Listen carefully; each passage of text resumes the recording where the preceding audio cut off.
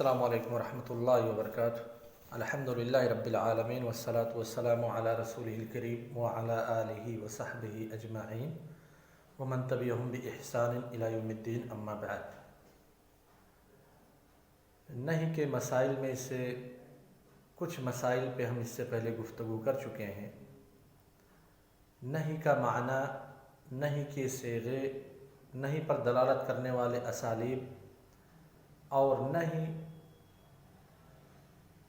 کن معانی میں مستعمل ہوتا ہے، ان ساری چیزوں پہ گفتگو کر چکے ہیں۔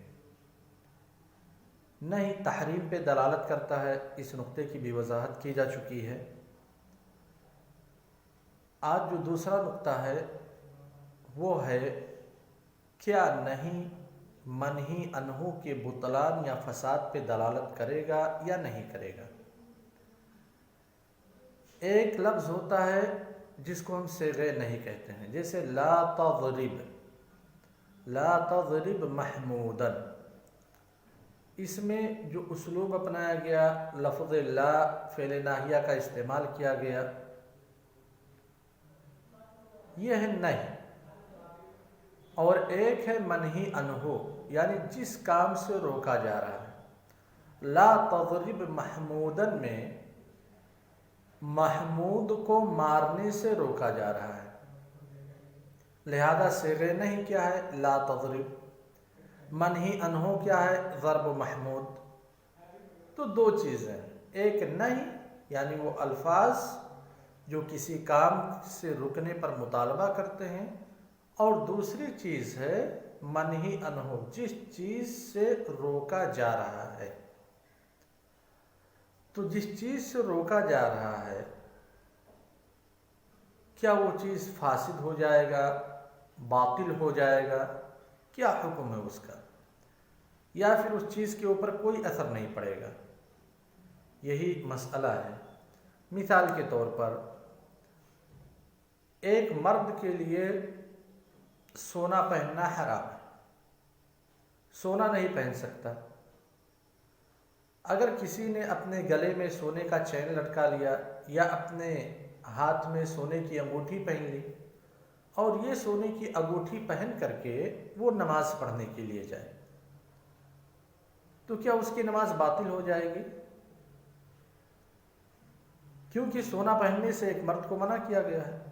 آدمی سونا پہن کر کے نماز پڑھ رہا ہے تو پھر اس کی نماز کا حکم کیا ہوگا؟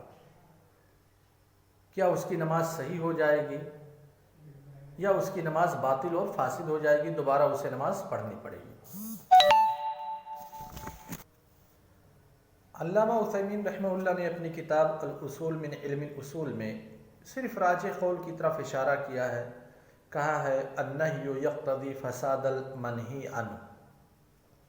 اس کے بعد بات ختم کر دی، پھر اس کی دلیل دی ہے اللہ کے رسول صلی اللہ علیہ وسلم کا قول من عمل عملا لیس علیہ امرنا فہو رد، یعنی جس کام سے ہم نے منع کیا ہے اگر اس کام کو کوئی آدمی انجام دے گا تو کیا ہے؟ فہو رد، وہ مردود ہے، گویا کہ فاسد ہے، باطل ہے، اس کام کا کوئی اعتبار نہیں ہوگا۔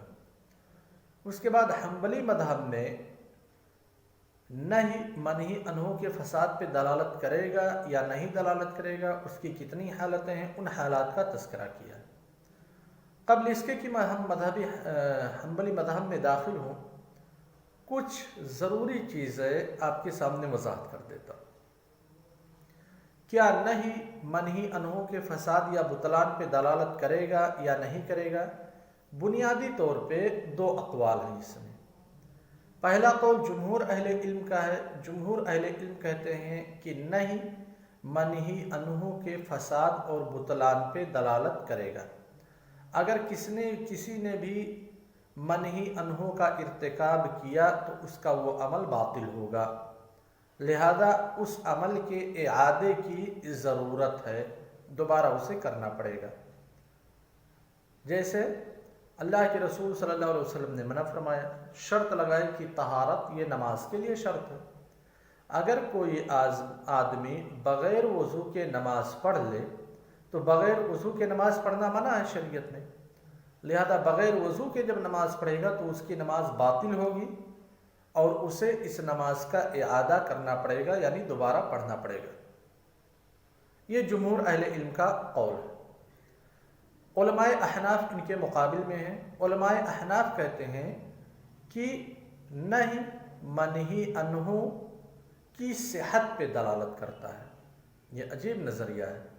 ایک طرف کہتے ہیں کہ منہی عنہ کے بطلان پہ دلالت کرتا ہے، فساد پہ دلالت کرتا ہے، اور دوسرا قول کھڑا ہے کہ نہیں، ایسی بات نہیں ہے، بلکہ نہیں، منہی عنہ کے صحت پہ دلالت کرتا ہے۔ اب ان دونوں اقوال میں بظاہر تعارض نظر آ رہا ہے، لیکن ان اقوال کی حقیقت کیا ہے؟ ہمیں جمہور کے قول کو بھی سمجھنا ہوگا اور علماء احناف کے بھی قول کو سمجھنا ہوگا۔ جمہور کا قول سمجھنے کے لیے ایک مثال دیتے ہیں۔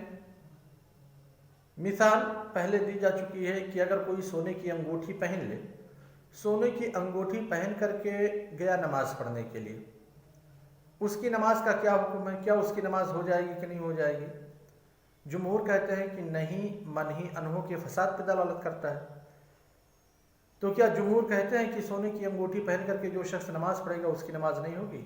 ایسا نہیں کہتے، کہتے ہیں اس کی نماز ہو جائے گی۔ اور یہی بات علماء احناف کہتے ہیں کہ اس کی نماز ہو جائے گی۔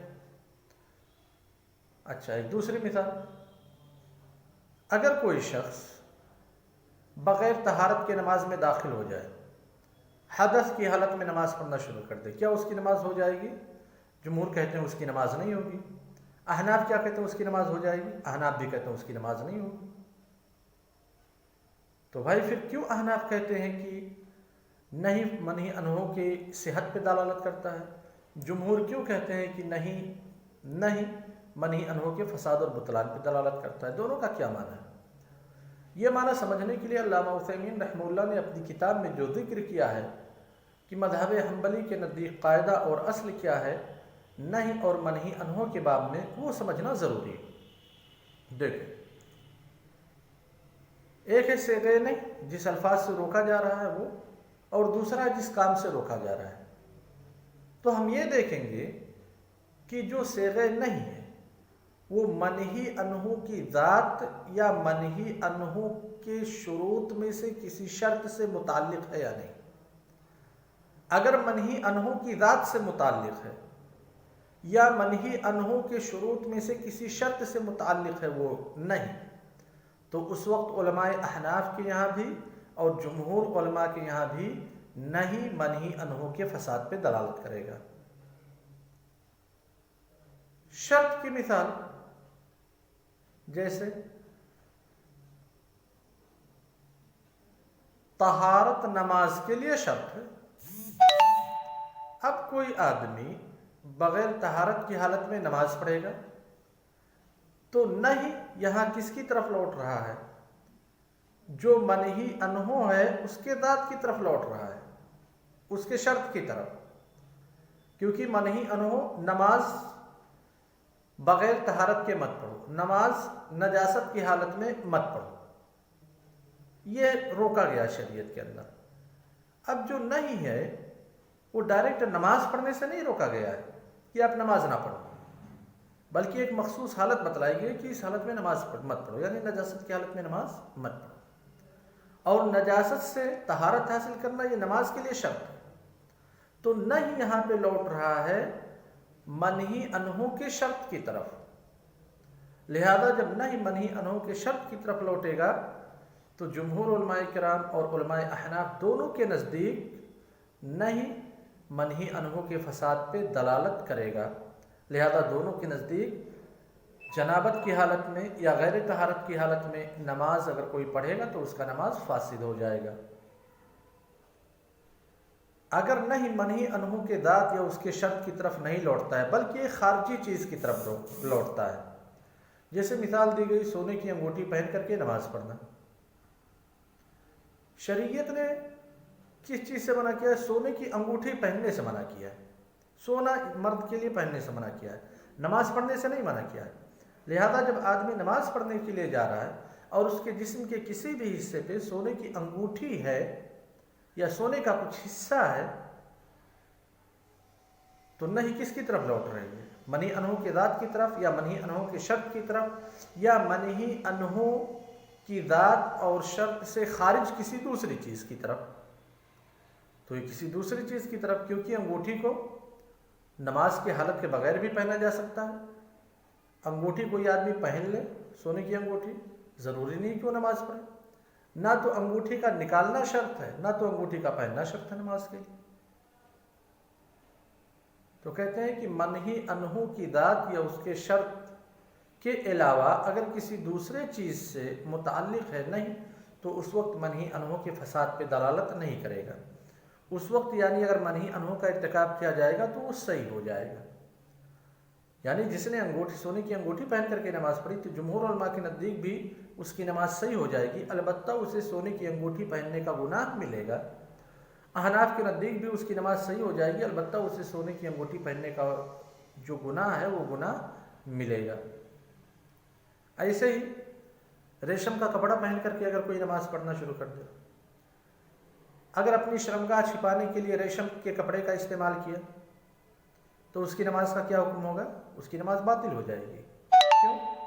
وجہ یہ ہے کیونکہ ستر العورہ نماز کے لیے شرط ہے، شرمگاہ کو ڈھکنا نماز کے لیے شرط ہے. اب اس شرمگاہ کو ڈھکنے کے لیے جو کپڑا استعمال کر رہا ہے وہ کپڑا ممنوع ہے، اس سے روکا گیا ہے.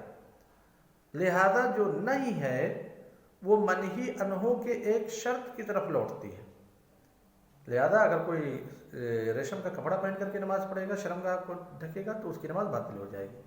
لیکن اس کے برخلاف اگر کسی نے ریشم کی پگڑی باندھ لی، ریشم کا رومال اپنے گلے میں ڈال لی تو کیا اس کی نماز باطل ہو جائے گی؟ نہیں، کیونکہ پگڑی باندھنا نماز کے لیے شرط نہیں ہے اور نہ ہی نماز پگڑی کا نام ہے. گلے میں رومال ڈالنا نماز کے لیے شرط نہیں ہے، نہ ہی نماز اس کا نام ہے. تو گویا کہ نہیں یہاں پہ ذات منہی عنہ یا منہی عنہ کے شرط سے خارج ہے. تو ایسی صورت میں جمہور علماء کے نزدیک بھی اور علماء احناف کے نزدیک بھی نہیں منہی عنہ کے فساد یا بطلان پہ دلالت نہیں کرے گا. السلام علیکم ورحمۃ اللہ وبرکاتہ.